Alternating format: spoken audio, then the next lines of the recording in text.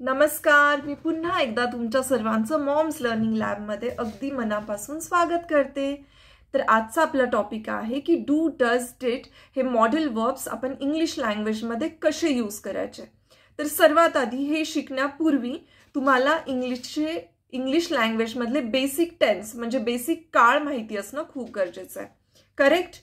तर बेसिक एकदम म्हणजे तर वर्तमान काळ, भूतकाळ आणि भविष्यकाळ हे आपण सुरुवातीला जेव्हा काळांबद्दल विचार करतो तर सुरुवातीला हे आपल्या लक्षात येतं। तर त्यालाच इंग्लिशमध्ये वर्तमान काळाला म्हणतात प्रेझेंट टेन्स, भूतकाळाला म्हणतात पास्ट टेन्स आणि भविष्यकाळाला म्हणतात फ्युचर टेन्स। हे बेसिक टेन्स आहेत इंग्लिशमध्ये। ह्याच्या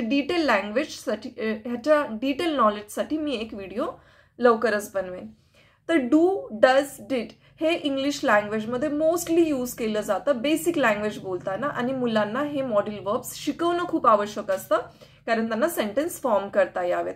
तर डू हे बेसिकली वर्तमान काळामध्ये यूज होतं, म्हणजे आत्ताची सिच्युएशन जेव्हा तुम्ही कोणाला सांगू इच्छिता तेव्हा आपण डू यूज करतो। फॉर एक्झाम्पल, डू कशाबरोबर यूज होतं तर एकतर आय बरोबर यूज होतो, यू बरोबर यूज होतं, वी बरोबर यूज होतं आणि दे बरोबर यूज होतं।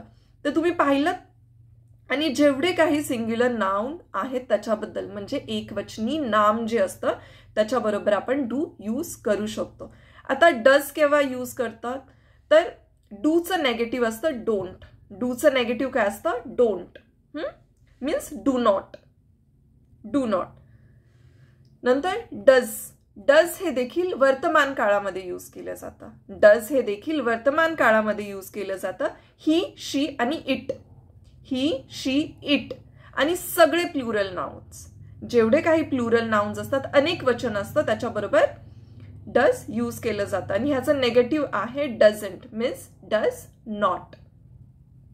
नेक्स्ट, आता डू आणि डज मधला आपल्याला डिफरन्स पाहिला। डिफरन्स फक्त एवढाच आहे की डू हे सिंग्युलर नाउन्स बरोबर यूज केलं जातं आणि डज हे प्लुरल नाउन्स बरोबर यूज केलं जातं। मी जेव्हा ह्याचे तुम्हाला एक्झाम्पल्स दाखवेल तेव्हा तुम्हाला याचे क्लिअर आयडिया येऊन जाईल। तर हे आपण वर्तमान काळात पाहिलं तर ह्या दोन्हींकडे देखील काही ऑप्शन नाहीये। जर त्यांना भूतकाळात सेंटेन्स फॉर्म करायचे असतील तर त्यांना डिड यूज करू शकतात, म्हणजे डिड हे सगळ्या बरोबर यूज होतं। भूतकाळातल्या ज्या गोष्टी आपल्याला एक्सप्लेन करायच्या आहेत डू आणि डज बरोबर येणाऱ्या त्या सगळ्या गोष्टींमध्ये फक्त डिड यूज होतं, म्हणजे डिड हे भूतकाळात यूज होतं। कशाबरोबर तर सर्वांबरोबर, I, you, we, they, he, she, it आणि सिंग्युलर प्लुरल नाउन्स बोथ म्हणजे दोन्हींबरोबर हे यूज होतं। आहे ना इंटरेस्टिंग? आणि याचं नेगेटिव्ह आहे didn't. Didn't means did not. आता ह्याचे मी थोडेसे तुम्हाला एक्झाम्पल्स दाखवते। सर्वात आधी आपण पाहूयात डू। डूचे एक्झाम्पल काय आहेत? I do my work regularly, मी माझं काम रेग्युलरली वेळेवर करते। Every day you do something new, प्रत्येक दिवशी तू काहीतरी नवीन करतो। We will do it again, आपण हे पुन्हा करूयात। They do call me every day, ते मला रोज कॉल करतात। आता ह्याचं नेगेटिव्ह सेंटेन्सचे एक्झाम्पल्स बघा। आय डोंट प्ले क्रिकेट, मी क्रिकेट खेळत नाही। यू डोंट लाईक चिप्स, तुला चिप्स आवडत नाहीत। They don't have food at home, त्यांच्या घरी अन्न नाही। वी डोंट लाईक मूव्हीज, मला मूव्हीज पाहायला आवडत नाही। तर अशा प्रकारे हे काही एक्झाम्पल्स आहेत। आय बरोबर आपण इथे डू यूज केलेला आहे, यू बरोबर आपण डू यूज केलेला आहे, वी बरोबर आपण डू यूज केलेला आहे आणि दे बरोबर आपण डू यूज केलेला आहे। याच गोष्टींबरोबर फक्त डू यूज होतं जे आपण आपल्या चार्टमध्ये ऑलरेडी पाहिलेलं आहे।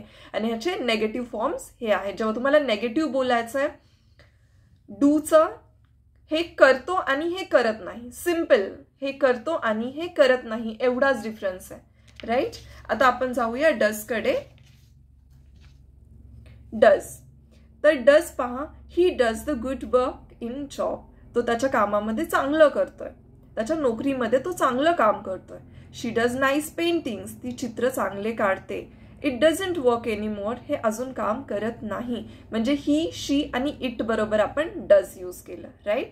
ह्याचा नेगेटिव्ह फॉर्म असतो does not. He doesn't drink tea, it doesn't stay there. आता तुम्ही पाहिलं इट बरोबर नेहमी डझंट आलं, इट नंतर आपण डझंट यूज केलं, राईट? इट डज होत नाही. Next is did. डिड हा भूतकाळामध्ये वापरला जाणारा मॉडेल वर्ब आहे. कोणासाठी? तर डू आणि डज साठी. I did my work. मी माझं काम केलं होतं. She did that without knowledge. माहिती नसताना देखील तिने ते केलं. They did good work. त्यांनी चांगलं काम केलं. He did his work. त्यांनी त्याचं काम पूर्ण केलं. आता ह्याचं नेगेटिव्ह असतं did not. I didn't want to go. मला जायचं नव्हतं. We didn't have money. आमच्याकडे पैसे नव्हते. He didn't find anything. त्याला काहीही शोधता आलं नाही. तर अशा प्रकारे हे सिम्पल वर्ड्स, याची तुम्ही छान प्रॅक्टिस करा. तुमच्या पद्धतीने तुम्ही याचे वेगळे वेगळे सेंटेन्स बनवू शकता आणि याची प्रॅक्टिस करून घेऊ शकता मुलांकडूनही.